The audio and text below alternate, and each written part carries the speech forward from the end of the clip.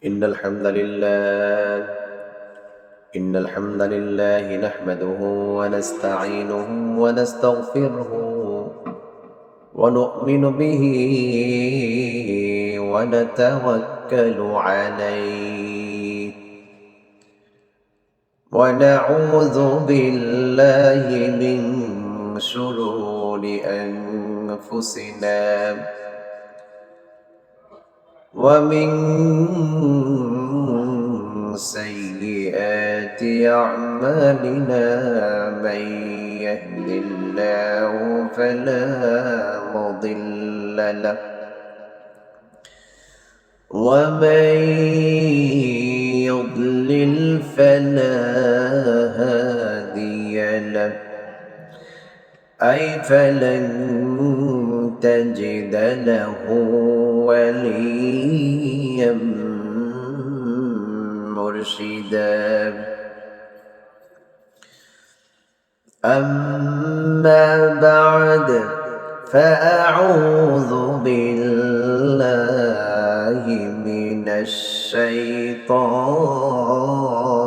الرجيم بسم الله الرحمن الرحيم قد أفلح المؤمنون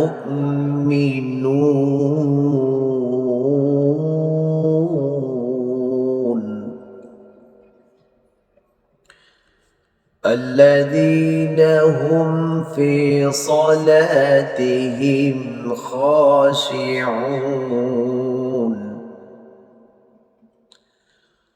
والذين هم عن اللغو معرضون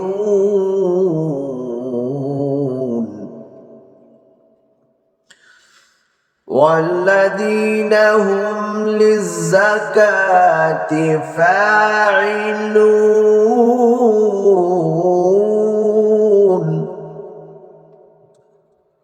والذين هم لفروجهم حافظون صدق الله المولانا العظيم. عن أبي هريرة رضي الله تعالى عنه أن رسول الله صلى الله عليه وسلم قال: الإيمان 79 شعبة فأفضلها قول لا إله إلا الله وأدناها إماطة الأذى عن الطريق والحياء شعبة من الإيمان أو كما قال عليه الصلاة والسلام. إن الله وملائكته يصلون على النبي يا أيها الذين آمنوا صلوا عليه وسلموا تسليما. اللهم صل على محمد وعلى آل محمد كما صليت على إبراهيم وعلى آل إبراهيم إنك حميد مجيد. بلغ العلا بكماله كشف الدجى بجماله حسنت جميع خصاله صلوا عليه وآله। আলহামদুলিল্লাহ, সমস্ত প্রশংসা রব্বে কারীমের জন্য, যে মহান রব আমাকে অনলাইন প্ল্যাটফর্মে এসে কিছু ইমানি কথা, কিছু কালেমার বাণী, কিছু কোরআনের বাণী আপনাদের সকলের মাঝে ছড়িয়ে দেওয়ার জন্য আল্লাহ তাআলা তৌফিক দিয়েছেন। সেই জন্য রব্বে কারীমের দরবারে লাখ কোটি শুকর ও সুজুদ জ্ঞাপন করছি আলহামদুলিল্লাহ। আজকে আমার আলোচনার বিষয় হচ্ছে ঈমান এবং মুমিন। এই সম্পর্কে আমি কিছু আল্লাহ তাআলার নসিহত থেকে, আল্লাহ তাআলার ওয়াজ থেকে আমি কিছু শোনানোর চেষ্টা করবো ইনশাআল্লাহ। ওমা তাওফীকি ইল্লা বিল্লাহ। আল্লাহ রাব্বুল আলামিনের কাছে একজন ঈমানদারের দাম অনেক বেশি। একজন ঈমানদার আল্লাহ তাআলার কাছে সবচেয়ে বেশি প্রায়োরিটি পাবে, সবচেয়ে বেশি দামি হবে। কেন দামি হবে? তার ঈমানের বদৌলতে, তার ঈমানের বিনিময়ে আল্লাহ তাআলা একজন মুমিনকে সেই ঈমানের বদৌলতে, ঈমানের বিনিময়ে কি দিবেন আল্লাহ রাব্বুল আলামিন ঘোষণা করেছেন। তো এই জন্য আমরা প্রথমে ঈমান কি, কাকে বলে সেটা আমরা একটু জানি। আল ঈমান হুয়া তাসদীকু বিল জিনান ওয়াল ইকরার বিল লিসান ওয়াল আমালু বিল আরকান। ঈমান হলো অন্তরের মধ্যে পোষণ করা এবং ইকরার বিল লিসান, জবান দিয়ে সেটা প্রকাশ করা, ওয়াল আমালু বিল আরকান, অঙ্গ প্রত্যঙ্গ দ্বারা সেটাকে বাস্তবায়িত করা, অর্থাৎ আমলে পরিণত করা হলো ঈমান। আমি জানলাম, অন্তরে পোষণ করলাম লা ইলাহা ইল্লাল্লাহ, আল্লাহ তাআলা এক, আর কোনো মাবুদ নাই, অন্তরে পোষণ করলাম। মুখে কালিমা স্বীকার করলাম লা ইলাহা ইল্লাল্লাহ, মুখে উচ্চারণ করলাম, কিন্তু যখন আমলের পরিণত না হয়, যতক্ষণ পর্যন্ত সেটা আমলের মধ্যে বাস্তবায়িত না হবে, ততক্ষণ পর্যন্ত তুমি পূর্ণ ঈমানদার হতে পারবে না। ঈমানদার হতে গেলে তোমাকে যেটা করতে হবে, আল্লাহ তাআলার সম্পর্কে, আল্লাহর অস্তিত্ব সম্পর্কে, আল্লাহর সত্তা সম্পর্কে তোমাকে মনে প্রাণে বিশ্বাস করতে হবে। তারপরে মুখে জবান দিয়ে এটাকে প্রকাশ করতে হবে এবং সেটাকে কার্যে পরিণত করতে হবে। ওরে মুসলমান, যদি এটা তোমার দ্বারা, আমার দ্বারা হয়, তাহলে নিশ্চিত ভেবে নাও তুমি ঈমানদার, তুমি খাঁটি ঈমানদার। আমি মুসলমান দাবি করি, আমি মুমিন দাবি করি, আমি ঈমানদার দাবি করি, যদি বলা হয় ভাই চলো মসজিদের মধ্যে যাই, মুয়াজ্জিন মসজিদের কোণ থেকে আযান দিচ্ছে, আল্লাহু আকবার, আল্লাহু আকবার। মসজিদের কোণ থেকে মুয়াজ্জিন সাহেব আল্লাহ তাআলার নামে, আল্লাহ তাআলা সবচেয়ে বড়, এই ধ্বনি, এই আওয়াজ, এই আহ্বান আমাদের সকলের কান পর্যন্ত পৌঁছে কিনা? সকলের কান পর্যন্ত পৌঁছে। আল্লাহ তাআলার পক্ষ থেকে বাণী তো আমাদের কান বরাবর পর্যন্ত পৌঁছাইয়া দিয়েছে। এখন তারপরেও অনেক ভাই আছে, অনেক মুসলমান আল্লাহর গোলাম রয়েছে, যাদেরকে আজানের পরেও আবার ডাকা হয়।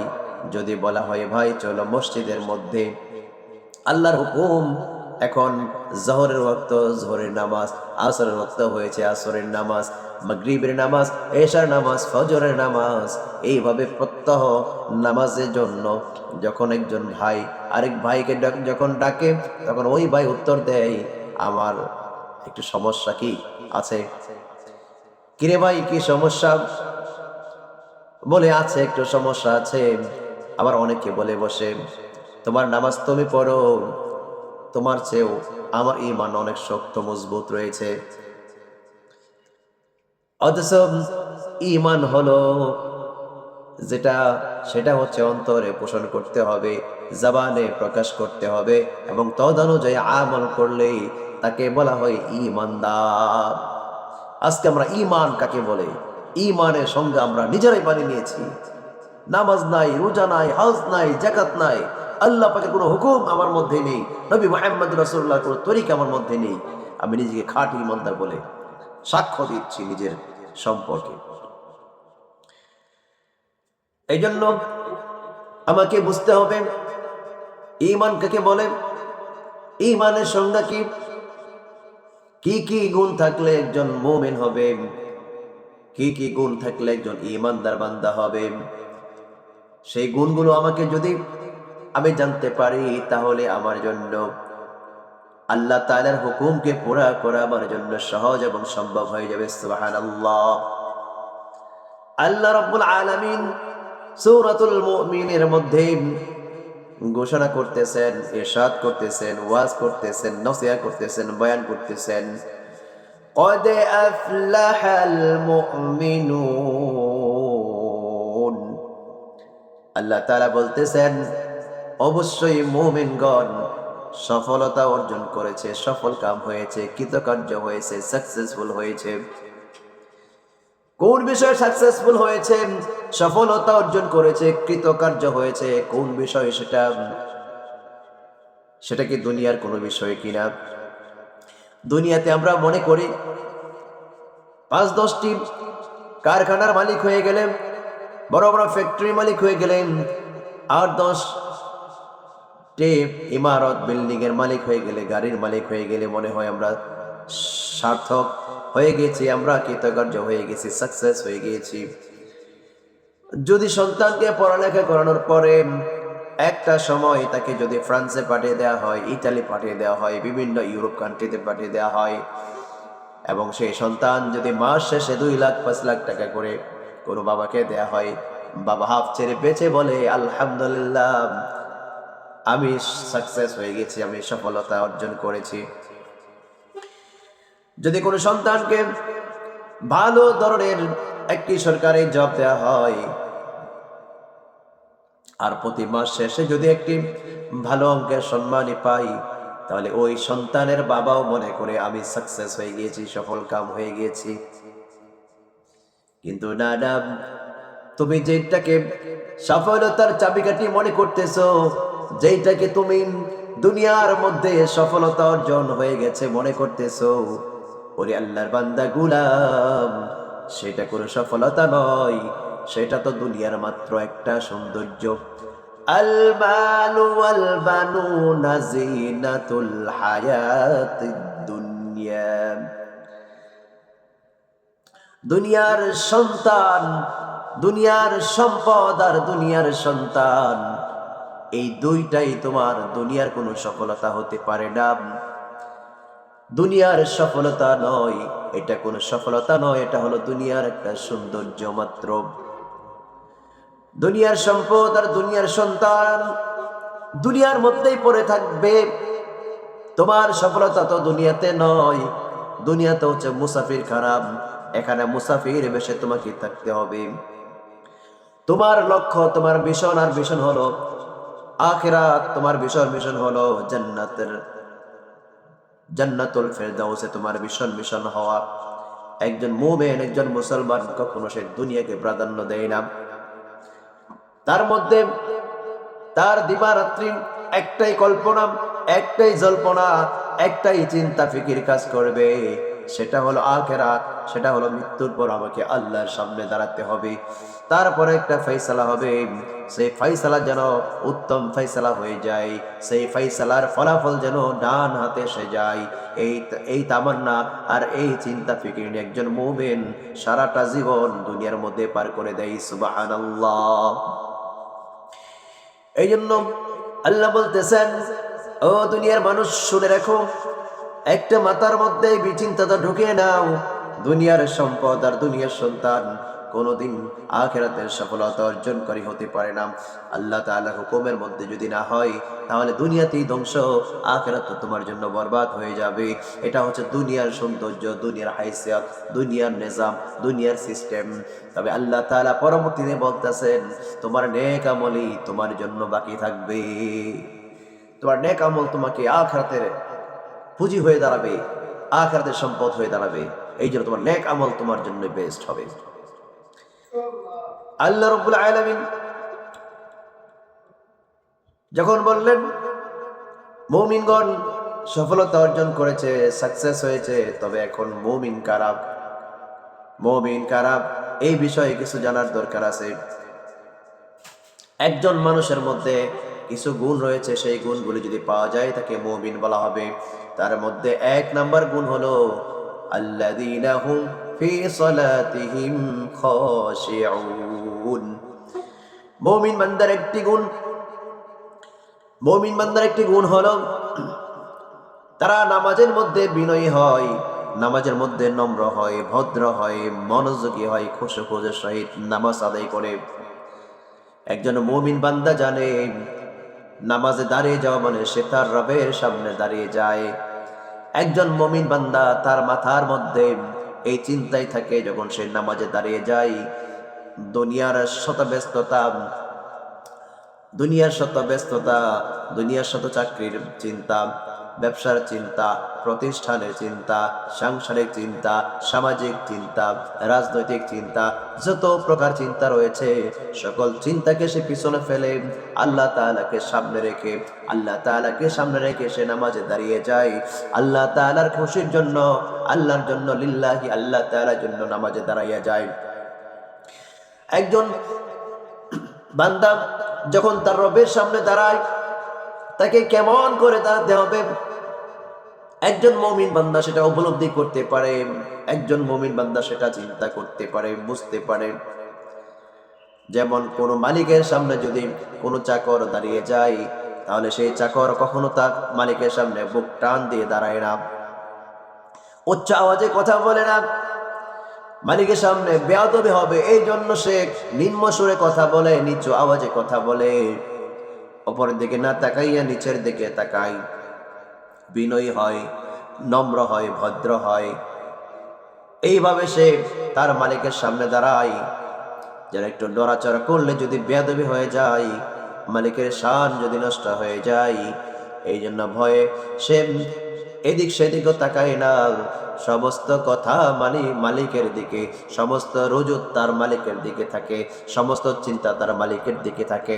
কারণ কখন মালিক কি কথা বলে সেই কথাটাকে সে মেমোরাইজ করার জন্য সম্পূর্ণ মনোযোগ তার, পুরা 100 থেকে 100 মনোযোগ তার মালিকের কাছে থাকে। আর একজন মুমিন যখন মালিকের সামনে দাঁড়ায় তখন এটা কোনো দুনিয়ার মালিক নয়, যে মালিক সেই মালিক হলো আলহামদুলিল্লাহি রাব্বিল আলামিন, সমগ্র জাহানের মালিক যিনি। লিল্লাহি মা ফিস সামাওয়াতি ওয়া মা ফিল আরদ, আল্লাহ তাআলার জন্য আসমান এবং জমিন। লাহু মা ফিস সামাওয়াতি ওয়া মা ফিল আরদ, আসমান এবং জমিনের মধ্যে যা কিছু আছে সব কিছুর মালিক হলো আল্লাহ।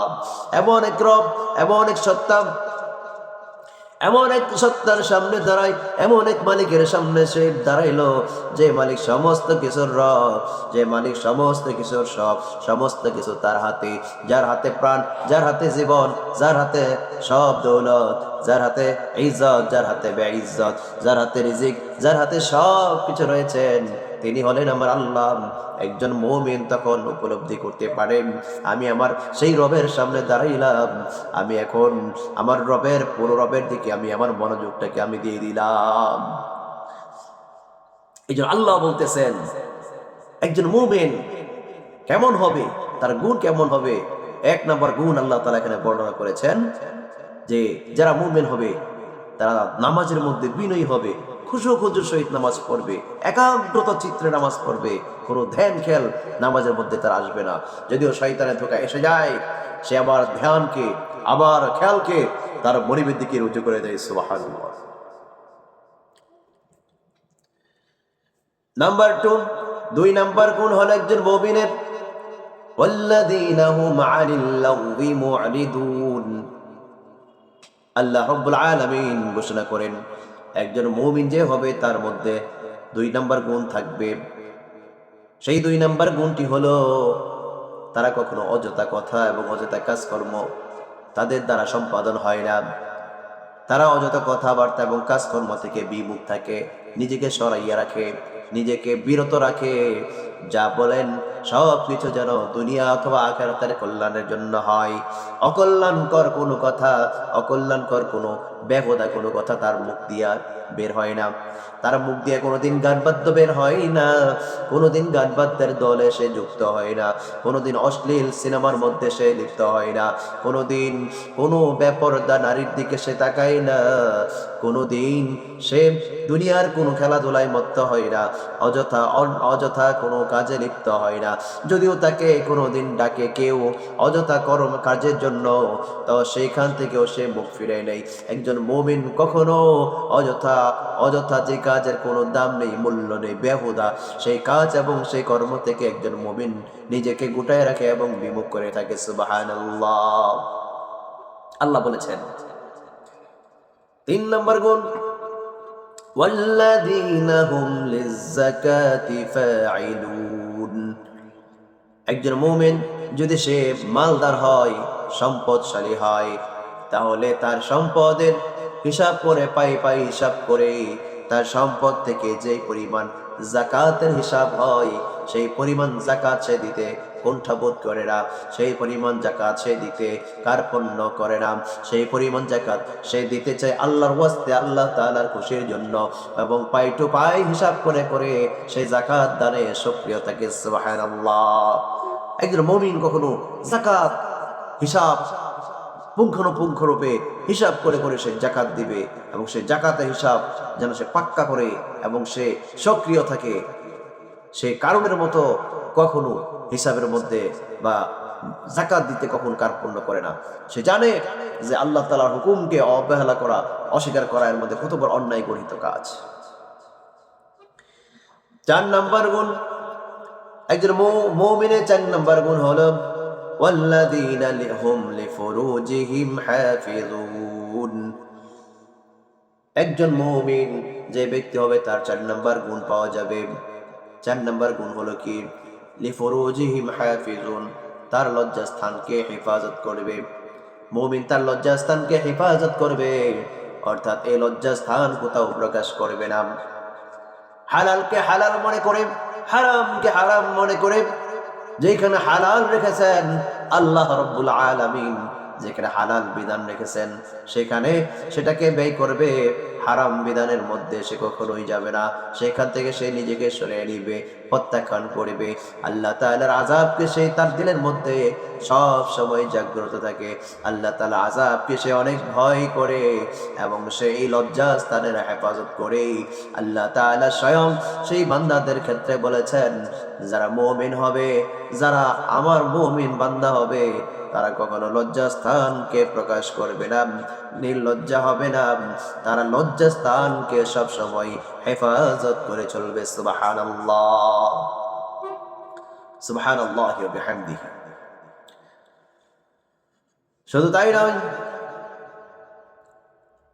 একজন মুমিন আর কি কি গুণ তার মধ্যে থাকবে, ওয়াল্লাযীনা হুম লিআমানাতিহিম ওয়া আহদিহিম রাউন। একজন মুমিনের কাছে আল্লাহ তাআলা ওয়াজ করতেছেন, আরেকটা গুণ পাওয়া যাবে, সেই গুণটা হলো আমানতের গুণ। আমানত যদি তার কাছে কেউ কখনো রাখে, সে আমানত কখনো খেয়ানত করে না। যেভাবে কথার আমানত, অর্থের আমানত, সব কিছুর আমানত একজন মুমিন কখনো খেয়ানত করতে পারে না।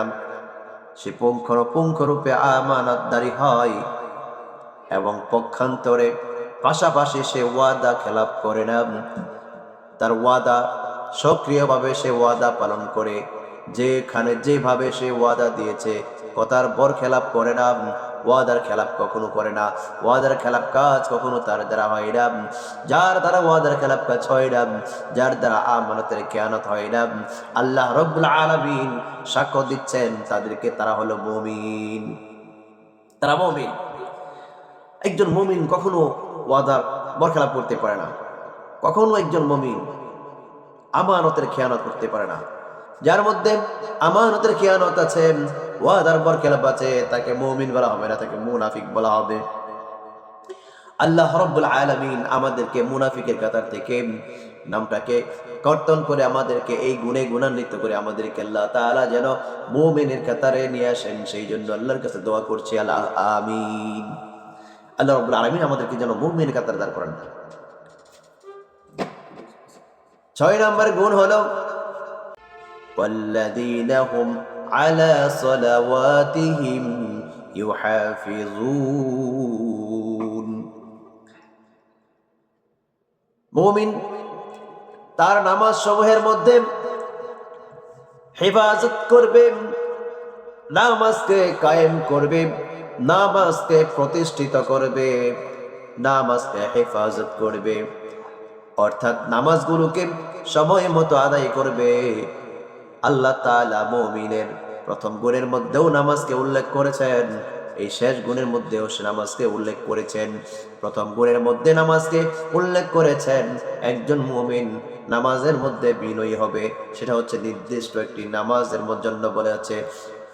আর শেষ গুণের মধ্যে আল্লাহ তাআলা বলতেছেন তারা একজন মুমিন বা মুমিনরা কখনোই নামাজকে অবহেলা করবে না, নামাজকে হেফাজত করবে, অর্থাৎ যেই নামাজের সময় ওই সময় আদায় করবে, জামায়াতের সহিত আদায় করবে, 5 ওয়াক্ত নামাজের কায়েম দায়েম করবে, নামাজের মধ্যে অলসতা করবে না, সময়কে প্রতি লক্ষ্য রেখে নামাজ আদায় করবে, অর্থাৎ যেভাবে নামাজ পড়ার কথা সেইভাবে সেই নামাজটাকে প্রতিষ্ঠিত করলে তাকে মুমিন বলে আল্লাহ তাআলা সাক্ষ্য দিয়েছেন। আর যার মধ্যে এই গুণ পাওয়া যাবে না সে কখনোই মুমিন হতে পারবে না, মুমিন হতে পারবে না, মুমিন হতে পারবে না। সে সারাদিন ভর যদি এই মুমিন মুমিন বলে চিল্লাফাল্লা করে, তারপরেও তার দ্বারা কখনো মুমিন হওয়া সম্ভব নয়। যে গুণের আলোচনা হইল, এই গুণ যার মধ্যে থাকবে, আল্লাহ শুরুতে বলেছেন কদ আফলাহাল মুমিনুন, যারা মুমিন হবে, যাদের মধ্যে এই গুণগুলো থাকবে তারা সফল কাম, তারা সফলতা অর্জন করেছে। কিসের সফলতা অর্জন করেছে? আয়াতের শেষ অংশে, মুমিনের গুণের শেষ অংশে আল্লাহ তাআলা বলতেছেন উলাইকা হুমুল ওয়ারিসুন, উলাইকা হুমুল ওয়ারিসুন, তারা হলো উত্তরাধিকারী। কিসের উত্তরাধিকারী? পরিত্যাজ্য সম্পত্তির। কোন ব্যক্তি মারা গেলে তার সন্ততিরা তার পরিত্যক্ত সম্পত্তির উত্তরাধিকারী হয়ে থাকে। এখানে আল্লাহ তাআলা উত্তরাধিকারী বলে অভিহিত করেছেন, ঘোষণা করেছেন, ওয়াজ করেছেন যে তারাই হলো উত্তরাধিকারী। কারা উত্তরাধিকারী? যারা মুমিন হবে তারা হবে উত্তরাধিকার। কিসের উত্তরাধিকারী? আল্লাহ তাআলা পরে আয়াতে বলতেছেন আল্লাযীনা হুম ইয়ারিসুনাল ফিরদাউস, মুমিনগণ হবে উত্তরাধিকারী। মুমিনগণ হবে উত্তরাধিকারী। কিসের উত্তরাধিকারী হবে? জান্নাতুল ফিরদাউসের উত্তরাধিকারী হবে। ওয়া হুম ফিহা খালিদুন, তারা সেখানে চিরস্থায়ী বসবাসকারী হয়ে যাবে।